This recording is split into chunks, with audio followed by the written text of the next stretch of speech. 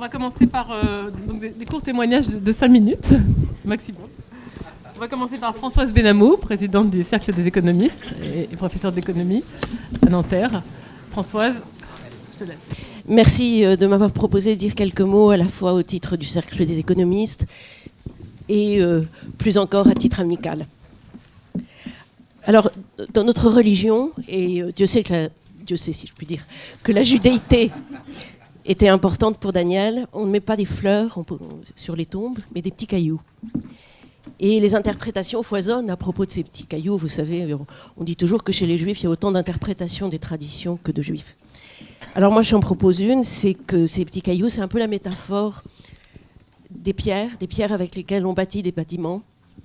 Un monument comme celui-ci, enfin, ce que j'appelle ça un monument, parce que c'est quelque chose d'extraordinaire qui a été fait. Et Daniel était un bâtisseur à beaucoup d'égards. Donc il y a ce lieu, et c'est la moindre des choses que cet amphithéâtre puisse porter son nom. Je pense à ses livres. Daniel souhaitait laisser une œuvre. Et je crois que c'est très important. Et quand on reprend la liste, la série de ses livres, il y a quelque chose qui se tisse. Et ce sont autant de briques que l'on superpose et que l'on assemble avec du ciment. Voilà. Et ça indique les contours et les contenus d'une véritable vision du monde, une vision engagée. Bâtisseur aussi, Daniel l'était par le dialogue entre les disciplines. Ça a été dit, ça a été redit, ce sera dit encore. Mais c'est tellement important. Cette volonté, grâce à son esprit, toujours aux aguets, de croiser les regards, d'aller chercher dans la littérature, dans le cinéma, dans la chanson, des points d'entrée dans la théorie, aussi inattendus que finalement pertinents.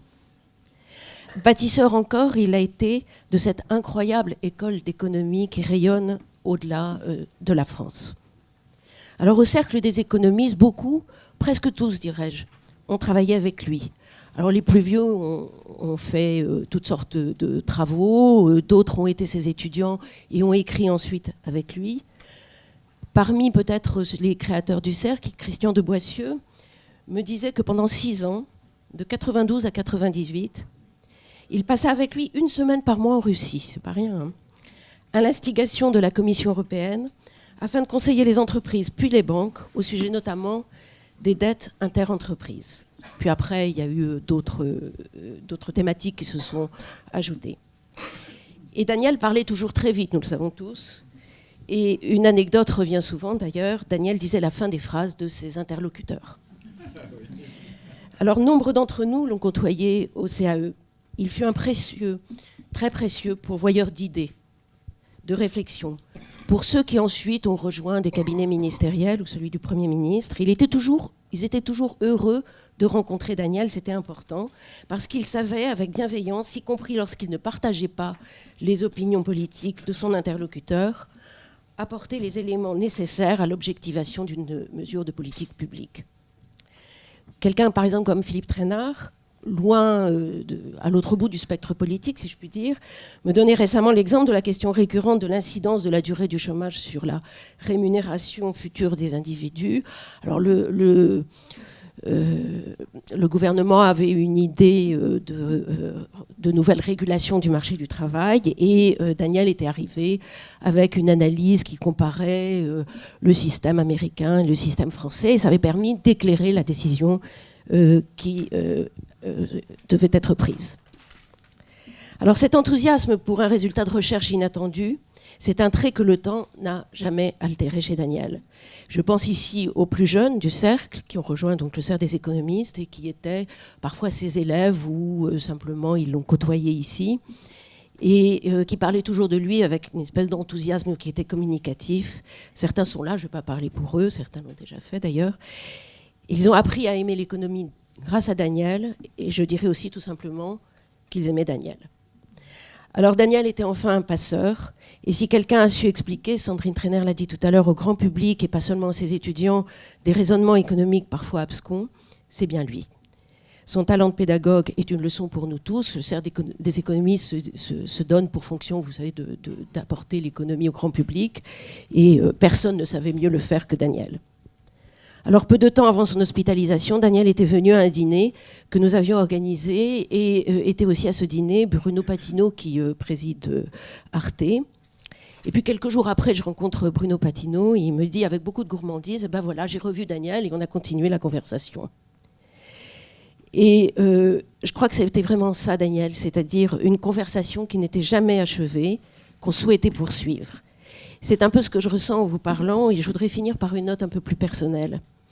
Quand j'ai connu Daniel, nous avions formé un petit cercle d'amis, un groupe qui entendait, alors c'est lutter contre les fachos, en fait, c'était bouffer les fachos.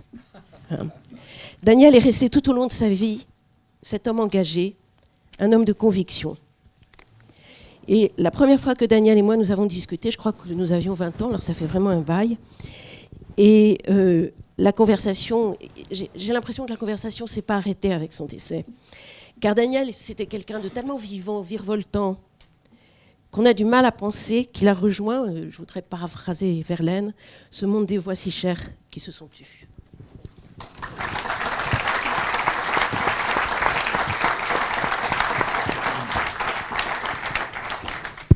Bon, je voulais juste dire que je passais la parole à Eshak Diwan.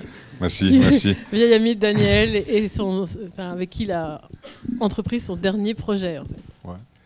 Ben, merci à tous d'être là. Tous ces hommages, c'est tellement touchant. On découvre toutes ces facettes de Daniel. Chacun de nous l'a connu à sa manière différente, finalement.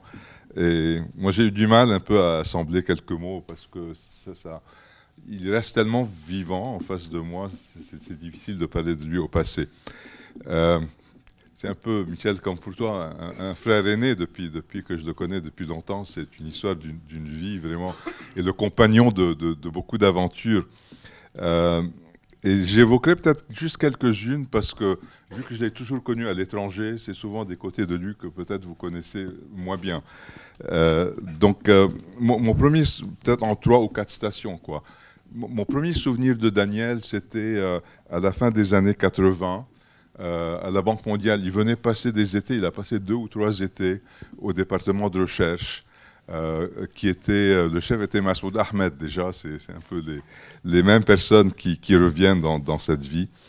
Je me rappelle d'une conférence sur la dette que nous avions organisée. Il avait un papier, c'était le temps de la dette de l'Amérique latine, les pays émergents.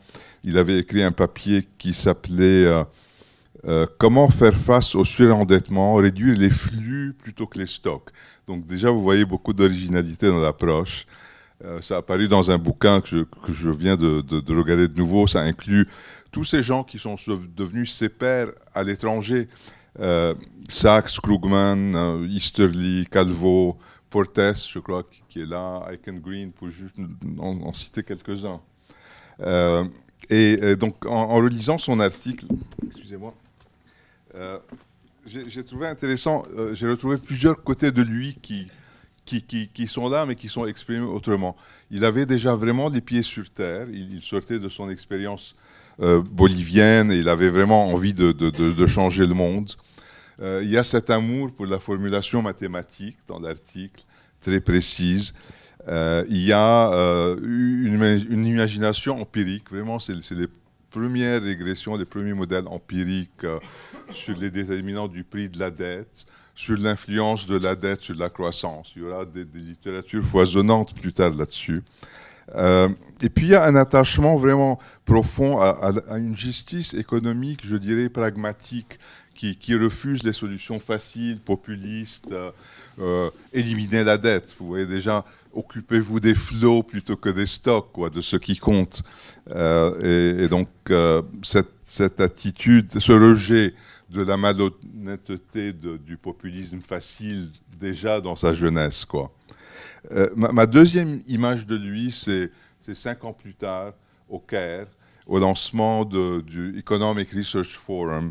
Il était donc parmi les premiers qui l'ont lancé, là, avec Stan Fisher, Danny Rodrik, et évidemment beaucoup d'économistes du Moyen-Orient avec qui il est ami aussi depuis. Donc mes discussions avec Daniel ont toujours commencé depuis par parler du Moyen-Orient. De la Tunisie, du Liban, du Maroc, de l'Égypte. Il s'est impliqué dans tous ces pays et évidemment il s'est super impliqué en Grèce aussi. mais c'est des pays qui lui tenaient beaucoup à cœur. On a eu une mini-conférence sur la Tunisie il y a quelques mois au 5e étage ici, et on va continuer cet effort. Une troisième image, c'est mes années africaines. C'est dans les années 2000. J'étais basé à Addis pour quelques années, et puis à Accra. Et Daniel venait me rendre visite, là, avec un chapeau complètement différent.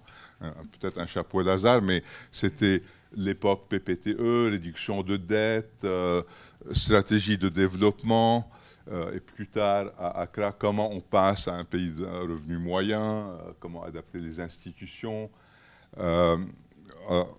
Je me rappelle, on avait rencontré avec lui le Premier ministre Ato Meles Zenawi en Éthiopie, et il était fasciné par ces problèmes de développement.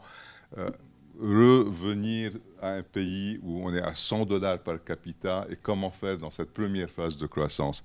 Donc c'était une période très, très spéciale, je dirais. Et enfin, finalement, la quatrième époque, je dois dire que c'est lui qui m'a attiré à Paris. Et ensemble, on a fondé FDL. C'est sa dernière grande aventure, je crois, où toutes ces choses sont venues ensemble. La pauvreté, les pays émergents, la dette, le développement, avec une grande aventure avec Hamouda, avec qui il a travaillé pendant des années, Martin Kessler qui s'est rejoint à nous, Brendan, beaucoup d'étudiants. C'est une entreprise vraiment foisonnante qui s'occupe des grands sujets d'actualité de l'architecture mondiale, de la finance, du développement. Donc on a passé, si vous voulez, de s'occuper de pays à, il a voulu s'occuper de régler le système mondial du financement du développement. C'était les grandes questions, des réunions incroyables. Il dirigeait le board où on avait des amis du monde entier. Ça allait de bon matin aux États-Unis, et les gens à Pékin, c'était le soir pour eux, en passant par l'Amérique latine, l'Afrique, tous les continents. C'est lui qui dirigeait les conversations. C'était qu'est-ce qu'on fait au prochain G20, carrément. Qu'est-ce qu'on fait à la réunion des chefs d'État de New York? Quels sont nos objectifs? Là, on est un peu paumé. Il y a la réunion de la Banque mondiale, du Fonds monétaire à Marrakech. On n'a pas de plan parce qu'on avait du mal à mobiliser Daniel à l'hôpital. Et donc, c'est cette nouvelle aventure. Juste pour conclure, peut-être, le dernier article qu'on a écrit ensemble dans Project Syndicate qui s'appelle le financement du développement à la croisée des chemins.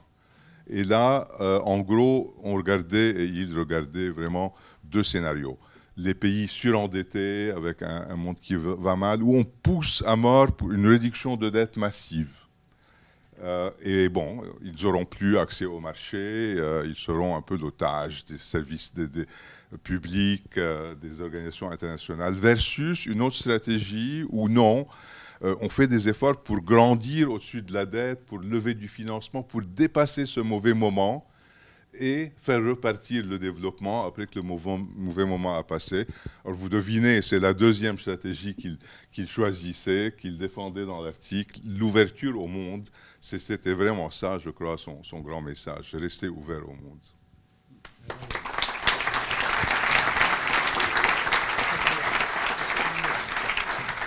Merci Jacques, vraiment avec ton témoignage, on est parti vraiment du plus local de ce matin au plus global possible, vraiment les facettes de Daniel. Et je passe la parole à Denis Oliven qui va nous parler peut-être du miroir de tout ça. Merci. Le micro marche pas. Merci. Donc, j'ai donc rencontré Daniel il y a 35 ans à peu près, non exactement. Et puis à partir de là, c'est entre nous une amitié qui ne s'est pas démentie, qui était parfois émaillée de rendez-vous professionnels plus ou moins réussis. Je lui avais proposé de me succéder auprès de Rosan Vallon à la Fondation Saint-Simon, ce qu'il a accepté. Ou ensuite, je lui avais proposé, lorsque Jacques Julliard a quitté le Nouvel Observateur, de le remplacer comme éditorialiste. Et là, il a patiemment attendu que je m'en aille pour accepter la proposition et rejoindre le journal. Et ce qui m'avait évidemment frappé dès notre première rencontre, mais beaucoup de gens l'ont dit ici, c'était son extraordinaire intelligence, évidemment la profondeur de cette intelligence, mais surtout, comme beaucoup l'ont noté, la vivacité, la vélocité l'incroyable rapidité de ses connexions neuronales. Et de temps en temps, quand on se rencontrait, je lui disais je t'ai entendu dire ça, ou je t'ai lu, tu as écrit ça, et je ne suis pas d'accord avec toi, il faudrait qu'on en discute. Et alors là, je voyais une joie gourmande et même un peu cruelle dans ses yeux. Il me disait oui, mais faisons ça tout de suite, hein, avec cette voix inimitable qui monte dans les aigus que je ne saurais faire ici. Mais là, vas-y, maintenant. Et donc, s'engager entre lui et moi une discussion qui ressemblait moins à une discussion qu'à une partie d'échecs, et même à une blitzkrieg. Et en général, je sortais mat. Dostoïevski a dit que les échecs, c'est la souffrance des imbéciles. Non, c'est Daniel qui était la souffrance des imbéciles, et je me compte au nombre de ceux-là. Mais il y avait une autre qualité, me semble-t-il, qui était supérieure encore à la première, et qui m'a frappé aussi dès le début, c'est qu'il ne tirait aucun avantage dans la relation personnelle de cette supériorité intellectuelle. Il ne vous en voulait pas d'être moins intelligent que lui. Et il y avait une forme de bonté, de gentillesse. Je ne suis pas naïf, je savais qu'il était aussi capable d'ironie mordante, même parfois. Il pouvait être caustique à vos dépens, mais il y avait profondément une humanité en lui qui, conjuguée avec cette intelligence extraordinaire, était assez singulière. Dans ma vie, j'ai rencontré beaucoup de gens très intelligents et souvent ils sont arrogants. Et quelques gens d'un esprit supérieur, très supérieur, et ceux-là en général sont simples et sont humbles. Et c'était le cas de Daniel en tous les cas. L'une des dernières fois où je l'ai rencontré, je lui ai raconté une blague juive, parce qu'il était friand des blagues juives, surtout lorsqu'elles ont partagé ce goût, une dimension philosophique, disons, peut-être que le mot est exagéré. Et donc je lui ai raconté la blague suivante. C'est le grand congrès mondial des talmudistes à Jérusalem. Et la sommité du congrès sort avec son assistant, qui est lui-même un très très grand maître, et il s'engouffre dans un taxi. Et là, cette étoile du talmudisme mondial se prend la tête dans les mains et dit « Je ne suis rien ».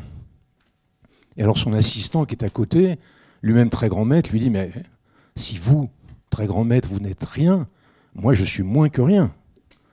Et à ce moment-là, le petit chauffeur de taxi yéménite, avec sa petite calotte tricotée en laine, se retourne et dit « Mais attendez, je comprends rien. Vous êtes un très très très très grand maître du Talmud et vous dites que vous n'êtes rien, et lui, il est lui-même un très grand maître et il dit qu'il est moins que rien. Alors moi, je suis moins que rien. » Et à ce moment-là, le grand maître se tourne vers son assistant et lui fait « Mais pour qui il se prend, lui ?» Vous aurez reconnu dans le très très très grand maître Daniel. Et comme vous tous, quand j'ai appris sa disparition, j'ai eu un chagrin profond. Je sais que l'ami est inoubliable, mais en revanche, le partenaire de ping-pong intellectuel, lui, est irremplaçable. Et je suis heureux d'avoir observé en vous écoutant ce matin que je n'étais pas le seul à ressentir ce manque. Merci.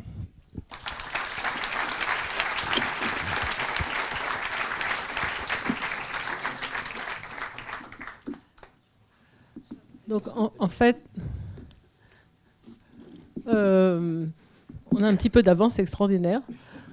Donc peut-être si vous voulez rajouter quelque chose ou une question, sinon on pourrait en profiter pour donner la parole à Jean-Pierre Dantine s'il accepte, puisque finalement c'est lui qui a passé la main à Daniel en tant que président de PSE, et ça serait tout à fait légitime. Je peux me mettre ici. Écoutez, merci de me donner la parole de manière un peu impromptue.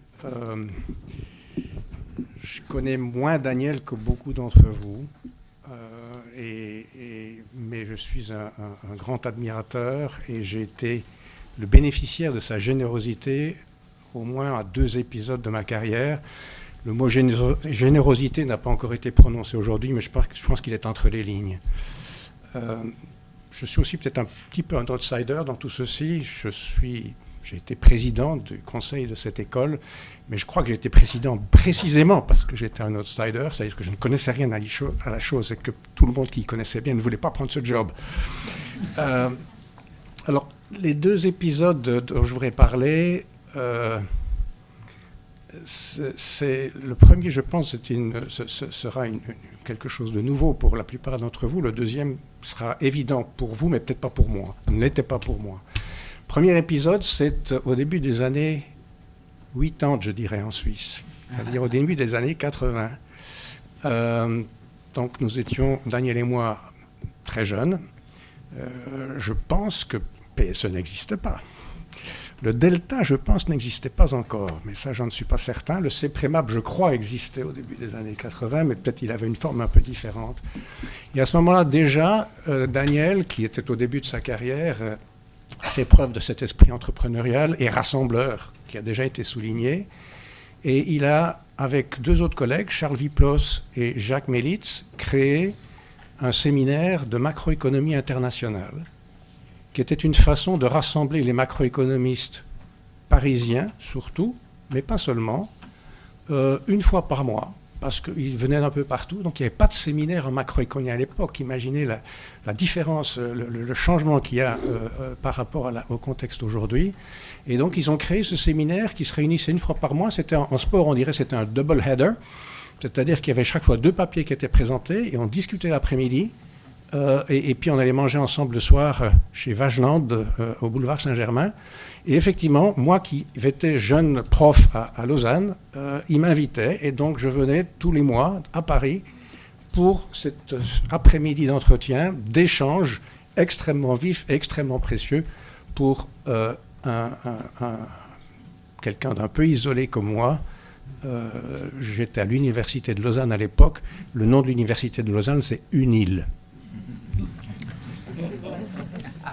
Alors après cela, en fait, ça a continué d'une autre manière. Daniel est venu à Lausanne parce que je suis devenu vice-recteur de cette institution et il a repris mon enseignement donc pendant quelques années. Et je dois dire que j'oublie un peu si c'était pendant 1 an, 2 ans, 3 ans ou 4 ans. Il est venu à Lausanne donner un cours de macroéconomie au grand bénéfice et la grande satisfaction de mes étudiants. Ça, c'était le premier épisode.